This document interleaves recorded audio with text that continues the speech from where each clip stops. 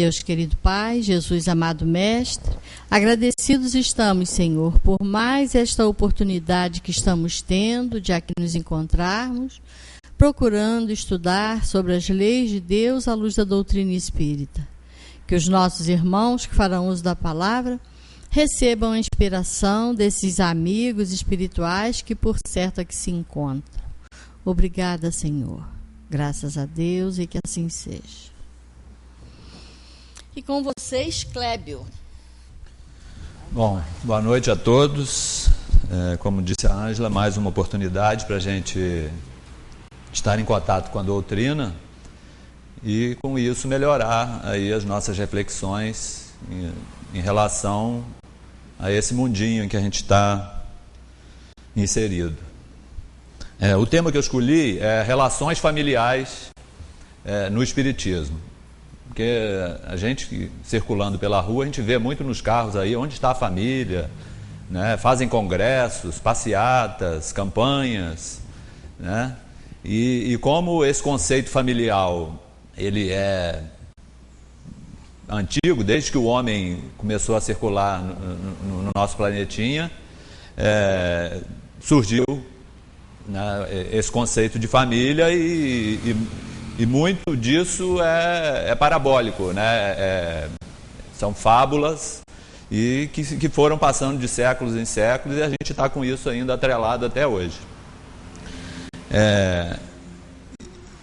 Eu vou pontuar um pouquinho no livro do Herculano, que ele sempre nos arremete a Kardec, né? Inclusive ele fala nesse livro que ninguém conceituou, né, a família, né, lidou com o problema da família melhor do que ele, né? E melhor ainda começar com Jesus, né, que tem uma passagem em que Jesus está numa casa, né, com seus discípulos, passando lá os seus ensinamentos, e alguém vem para ele e diz que sua mãe e seus irmãos o esperavam lá fora. Isso porque eles vieram achando que Jesus estava lelé, né, meio louquinho das ideias, né? Eu nasci em família evangélica, nunca frequentei a igreja evangélica, mas nunca vi nenhum pastor ou padre, seja lá o que for, falar sobre esse tema, né? Porque isso aqui é perigoso, dá controvérsia, principalmente para eles que não têm uma base assim, né, sólida. Mas continuando a historinha, né, quando alguém chega para ele e diz que a mãe e os irmãos estão lá fora e esperavam por ele, aí ele vira para os discípulos e fala: mas e quem são? Né? Quem é minha mãe e quem são meus irmãos? Isso já, né, o pessoal já para o que estava fazendo, arregala e olha, mas, né, o mestre falando isso está indo contra o bom senso dele e tudo mais. Mas aí ele complementa, né? Vós que fazeis, né, a vontade do meu Pai são meus irmãos. Eu acho que tá saindo aí? Tá beleza? E todo aquele que fizer a vontade do Pai será minha mãe, meus irmãos e minha irmã. Então a gente parte desse ponto aí, né? O que Jesus quis dizer com isso, né? Que conceito ele estava querendo passar? Então a gente vai colocar aqui que o Kardec ele define da seguinte forma: a família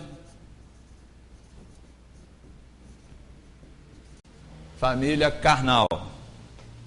É isso mesmo.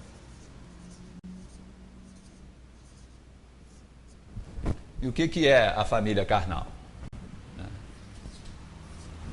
A família carnal são os grupos que se formaram, né, desde os primeiros tempos, em cima de conceitos bem terrenos, bem palpáveis, né, tipo cor da pele, né, a riqueza, aí inventava-se brasões e foi se perpetuando isso. As famílias foram crescendo, se dividiam os grupos, e grupos se juntavam com grupos, e esses grupos se dividiam em subgrupos, e está mais ou menos nesse ponto que a gente está hoje, né? E baseado nisso, nesse conceito, quando vem a morte, a família se dissolve, né? Ela não se perpetua. Então isso já causou desespero. Aí por isso que já começaram inventou-se alguns dogmas, tipo Deus vai castigar, ou isso é de ordem divina, não pode ser destituído, mas tudo criação humana, né? A partir do momento que a gente veio para cá e precisou se juntar socialmente em grupos, e desses grupos, né, formaram-se as famílias, né? E a segunda família é a família mista, né, que seria a família carnal e a espiritual, que é aonde começa a entrar os conceitos de vida, né, posterior, né, começa a se trabalhar a parte abstrata, né, as pessoas começam a interagir e aquelas sensações de antipatia, de ódio, de amor, né, isso foi se misturando num grande caldeirão, e foram acontecendo as divisões, subdivisões, e está se chegando a esse ponto que a gente está hoje. E nesse ponto, a morte, no caso, ela tem, assim, permite reajustes mais eficazes. Fica subentendido essa parte de que a gente tem uma parte a transcender, e a partir daí os conceitos vão ser modificados, e os próximos que virão já virão com sensações já pré-estabelecidas, que vai facilitar interagir nesse meio com esses conceitos já pré-estabelecidos. E por último, a família espiritual, né?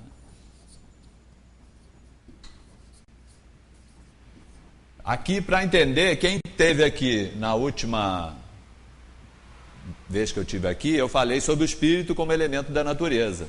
E para se chegar, de repente tem alguém que veio a primeira vez ou não veio da outra vez, para a gente chegar nisso aqui, para as famílias já organizadas, né, nos grupos que a gente tem, que chegaram até hoje, tudo começou, né, pela inteligência suprema, né, que cria matéria, né, o espírito,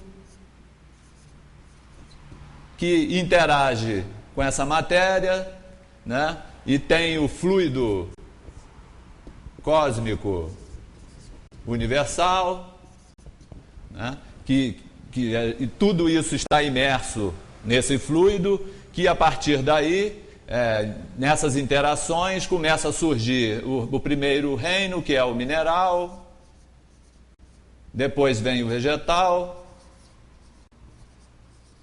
e o animal. E tem também o hominal. Inclusive, tem aqui o Leon Denis fez até pontuou aqui bem poeticamente, que a gente dormiu, né, a nossa essência, né, a nossa essência como espírito, ela dormiu no mineral,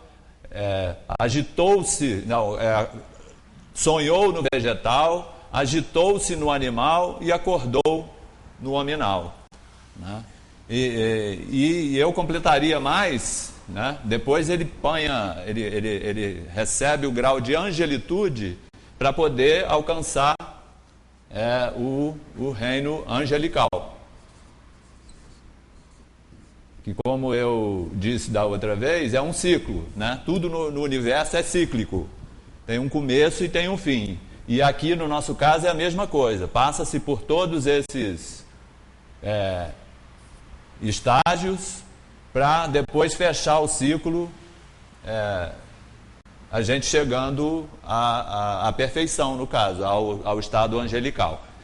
E nesse pedaço aqui, né, é que a gente começa a interagir para poder ir se modificando, trabalhando os velhos conceitos, para que a gente, num momento, né, que, dependendo do esforço de cada um, a gente chegue a um grau de perfeição que nos permita viver nesse reino angelical, né?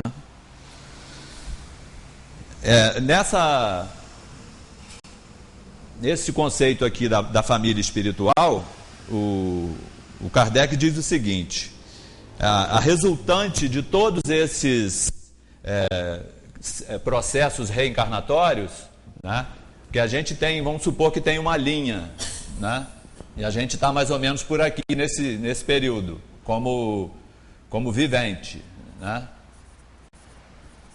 É só para quem não teve da outra vez, para entender mais ou menos o ciclo. E as reencarnações, vamos supor que começou aqui, e vão acontecendo períodos reencarnatórios, né?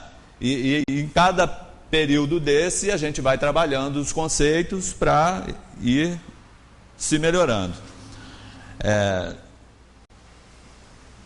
A resultante de todos esses processos reencarnatórios, que aglutinará os espíritos afins no plano espiritual, nas comunidades dos espíritos superiores, que seria o mundo angelical, e que se dedicam ao trabalho de assistência e orientações dos dois tipos de famílias anteriores, dos tipos familiares, né? Que são os espíritos protetores, né? Os anjos da guarda. Então, nessa faixa aqui, né? Já tem os espíritos que vêm auxiliar nessas duas primeiras, que a gente ainda está muito imaturo ainda em relação à espiritualidade. Mesclando-as de elementos que nelas reencarnam para modificá-las com seu exemplo de amor e dedicação ao próximo. Isso, a gente olhando a história, a gente viu que tem muita gente que agiu dessa forma. E não sei se alguém aí na quarta-feira passada assistiu o jornal, muito provavelmente já deve ter ouvido. Uma menina paquistanesa de 17 anos, foi a pessoa mais jovem a receber o suprassumo das condecorações, eu acho, que é o Prêmio Nobel da Paz. Ela até dividiu com um indiano que também trabalha com crianças abandonadas. E essa menina, desde os 12, ela militava em prol da educação das crianças, porque ela vivia no Paquistão na época, e lá os talibãs não permitem, né, principalmente as mulheres, que as mulheres sejam educadas, né? E essa menina achou que não. Aí a gente vê, nesse caso aqui, é um espírito que já vem com esse propósito de ser inserida num meio hostil, totalmente adverso, e a situação dela é de comover, é de levar as lágrimas realmente. Se vocês tiverem chance, bota Malala Yousafzai, Malala, só botar Malala,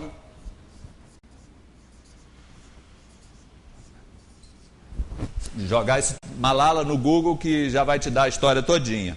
Ela estava indo para o colégio com as coleguinhas no ônibus, e o ônibus é parado, entra um grupo de talibãs e pergunta quem é Malala. Ela imediatamente se levanta, sou eu, e um chega próximo a ela, encosta o fuzil na cabeça dela e dá um tiro.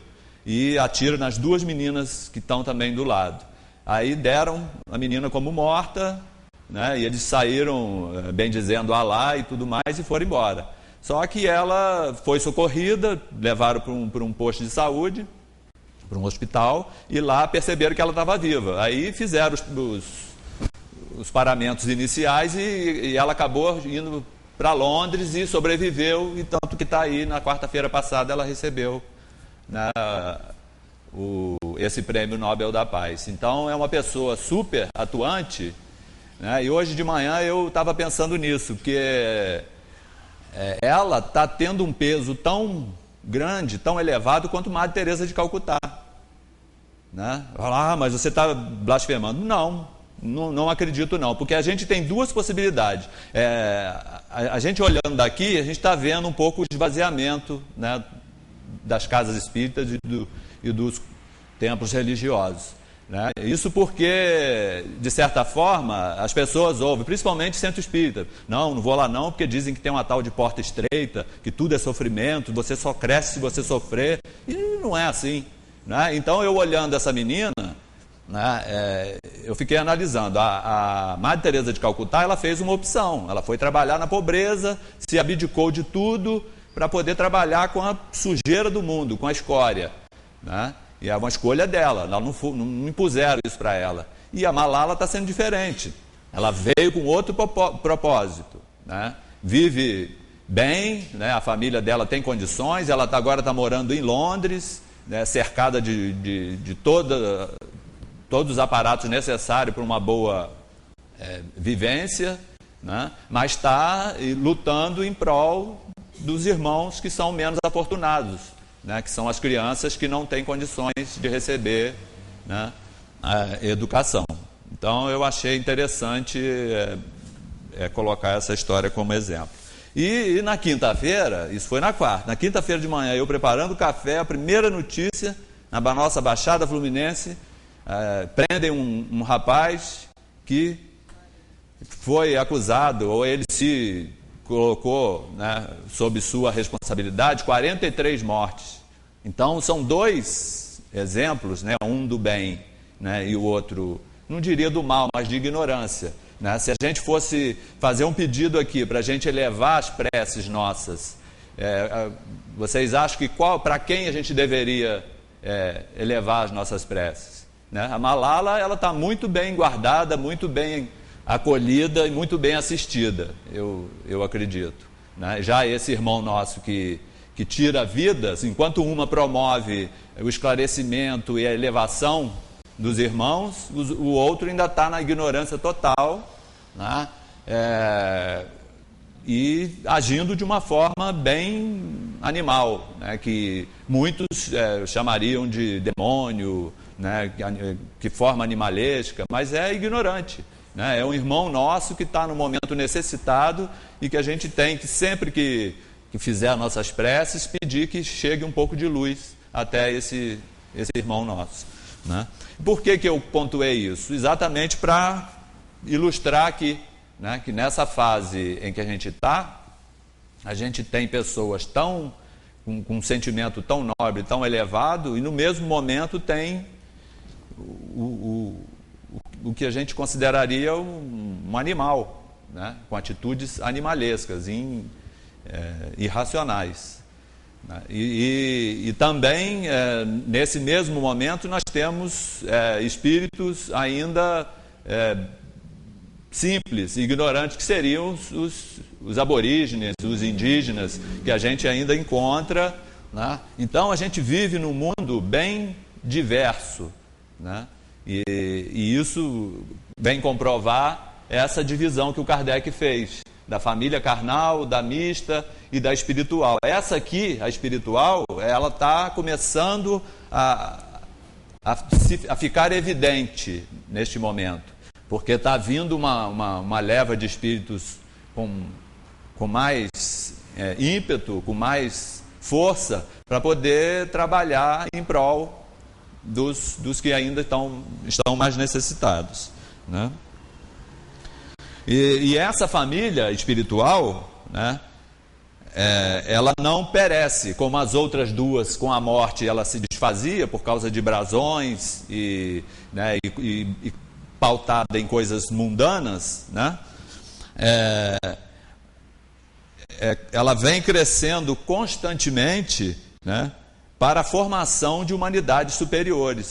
Isso a gente observa no caso dessa menina, né, que é o que eu estou citando, mas que existem milhares de outras, né? Não é só o espiritismo que está sendo, vamos dizer, não seria nem agraciado, mas trabalhando em prol disso, né? Vários segmentos religiosos sérios têm pessoas que realmente trabalham em prol disso, da nossa melhora, né? Do nosso crescimento espiritual.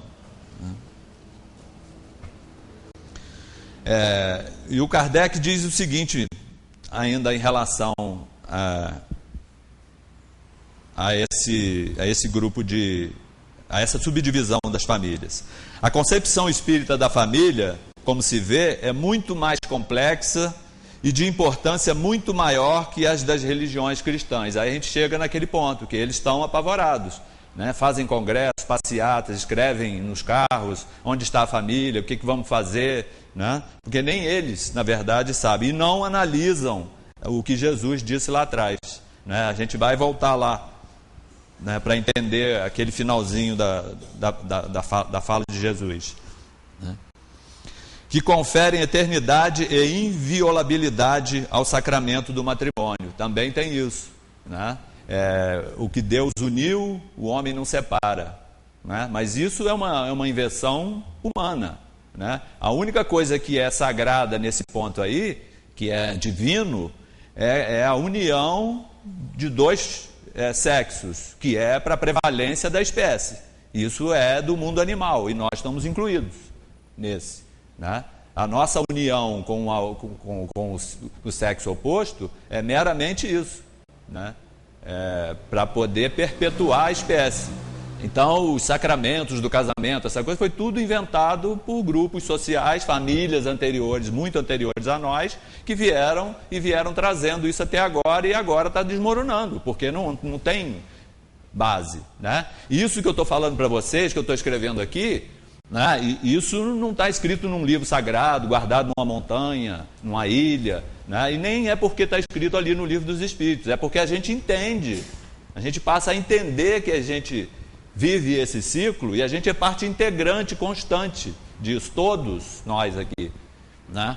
Eu que sou mais mitidinho, né, em 7 anos de espiritismo, já estou aqui, né, pontuando alguma coisa e passando para vocês. Eu acredito que tem pessoas que sabem muito mais, né, de vida e de espiritismo do que eu nesse caso, né? Só que eu sou meio metido e me meto a fazer as coisas, mas tento fazer direito, né, para não dar confusão, né? E nesse caso aqui, né, a gente, voltando a falar, a gente crê porque a gente entendeu que é assim que funciona. E isso funciona para nós, para judeus, para protestante, para muçulmano, para hindu, né? Esse é o ciclo da vida, né? Partindo da inteligência suprema. E quer aceitem ou não, quer acreditem ou não, né? Mas é melhor que acreditem, porque é desse jeito aí. Então, continuando aqui o que o Kardec estava falando, e a hora também está indo. Mas não podem impedir que na morte, essa aqui é interessante, o Zé gostava de falar isso, o marido vai parar nas garras do tinhoso, né, na chapa quente, falando de uma família, né? A esposa vai estagiar no purgatório, porque tem, né, situações dúbias, e os filhos, né, vão parar nos jardins do paraíso, curtir a sua, né, orfandade, né, eternamente. Então, tudo, né, os conceitos religiosos de família, de matrimônio, está tudo calcado nisso. Por isso que não está dando certo, vai desmoronar, com certeza vai desmoronar. A concepção jurídica terrena da família não vai além dos interesses materiais de uma existência, né? E que são, no caso, essas duas primeiras, a carnal e a mista, que ainda a mista está engatinhando, saindo da carnal, ensaiando para poder chegar no espiritual. A família nasce do amor, complementa o Kardec, e dele se alimenta. Não é apenas a base da sociedade, mas de toda a humanidade. É na família que as gerações se encontram, transmitindo suas experiências de uma para a outra. Isso a gente vê nesse ciclo, principalmente daqui, né, do hominal, para o angelical, que é onde a gente está trabalhando esse conceito espiritual, que é onde a gente ouve falar muito na transcendência. A gente tem que transcender esse mundinho, né, que o Luiz tanto fala para a gente tirar, né, Luiz? Aí, mais uma vez, ele vai vir para aqui, ó. Né? Esse mundinho nosso aí que a gente está inserido, a gente tem que transcender, sair disso aí, mas também não é sair porque tem que sair porque isso aqui não está prestando. Não é assim. A gente vai ter que sair daqui por merecimento. Depois que a gente tomar conhecimento disso tudo aqui e começar, além do conhecimento, a agir. Né? Porque só com conhecimento também, e ficarmos sentados, né, numa situação, numa posição sem se mexer ou sem fazer alguma coisa em prol, como essa menina que levou um tiro na cabeça, né, podia estar lá se lamentando, né, escondida em algum lugar. E ela não, ela botou a cara no mundo e está lá lutando pelo direito que ela acha que tem que lutar. E é muito louvável. Né? Como eu disse, se parar para pensar, o peso é tão grande, né, da passagem dela, já nessa, né, porque a situação é outra, ela tem outros meios, ela já está com um peso tão grande quanto Madre Teresa de Calcutá ou mais. Aí a gente vem, mas você está blasfemando, comparando, não acho. Uma porque Jesus lá atrás... É a frase que, aliás, mais mexe comigo, que ele disse: vocês podem fazer tudo o que eu faço. Né? Se só parasse aí, já estava, né? Olha a responsabilidade, fazer tudo que o cara fez, olha só. E disse mais, a gente pode fazer muito mais. Então, pelo que essa menina está fazendo, a gente vê que a nossa situação realmente, a gente faz muito pouco. Né? Ter que trabalhar, tomar conhecimento dessas regras, né, divinas e trabalharmos mesmo, né, em prol dos nossos irmãos necessitados. Agora eu vou, pelo tempo lá, eu já vou fazer um encerramento aqui, prometo não avançar no tempo, porque senão depois a nossa... Só para concluir,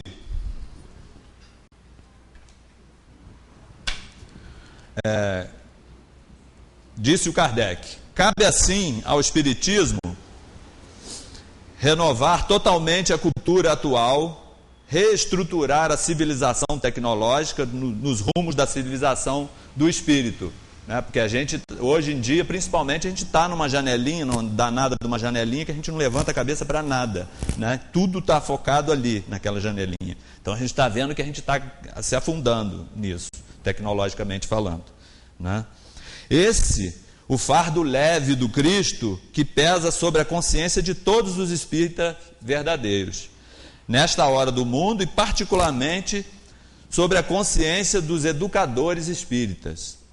Nessa civilização, o amor não será fonte de decepções, desajustes e tragédias. Aí ele já está falando, né, nessa transcendência. A gente já vai transcender e esse mundinho nosso vai sair de provas e expiações e já vai passar para a regeneração. Então, esse indivíduo que está aí com 43 mortes, né, sob sua responsabilidade, né, não vão haver mais. O mal ainda vai perambular por aqui, mas não vai ser com tanta preponderância, né? Com tanta ênfase. Né? A família não se estruturará em preconceitos provindo dos tempos de barbárie, que seria no início lá da família carnal, mas na moral evangélica pura, que Jesus, né, fez isso lá e se estrupiou todo lá atrás, né? Quase que não deixaram o cara passar o recado direito. O amor verdadeiro e espontâneo, puro como água da fonte, livre de interesses secundários, fará da família a fonte de amor que elevará a terra na escala dos mundos. Isto não é sonho nem profecia de espírita, né? Que espírita já não faz profecia. É o programa espírita para o mundo de amanhã, e que cabe aos espíritas realizar a partir de hoje, sem perda de tempo. E como é que a gente faz isso? Sim, arrumando um monte de bugiganga de templos religiosos, ou vindo para cá e tomando litros e litros de água fluidificada, né, e tomando passe. Vocês devem parecer que é implicância minha quando eu falo isso, Mas o passe, ele nada mais e a água fluidificada, algo que reorganiza. A gente teve uma semana tribulada, está meio tumultuado internamente, você vem aqui, toma um passe, uma água fluidificada, você reorganiza, né, os seus fluidos e você está pronto para partir para uma semana, né? Mas não é a solução. A solução, aliás, as ferramentas e o caminho está ali. A gente tem que mergulhar na doutrina e trabalhar muito, né? Aí, voltando a falar da aguinha fluidificada e do passe, tomou um passe, se harmonizou, chegou ali fora, tropeçou, falou um palavrão, foi, desfluidificou de novo. Você já vai passar a semana toda devendo, vai chegar aqui no domingo já com a carga negativa ao extremo, e haja passe para poder dar jeito nisso. Então não é isso que vai resolver o nosso problema. A casa espírita não resolve o problema de ninguém, auxilia, né? Que o maior auxílio, a maior caridade que a casa espírita pode fazer para os seus adeptos, né, as pessoas que vêm aqui, é o esclarecimento, que é isso que a gente procura fazer. Isso faz vocês entenderem a mecânica do universo, faz nos entenderem, porque eu também estou incluído nessa, né? Porque a boca mais próxima do meu, né, o ouvido mais próximo da minha boca é o meu. Então eu falo bem alto e bem convicto para que ver se eu ouço e pratique mais, né? Mas só assim a gente vai conseguir melhorar, né, e ter um mundo, né, melhorzinho para a gente quando voltar aqui, voltar numa situação melhorzinha. Muito obrigado, o recado era esse.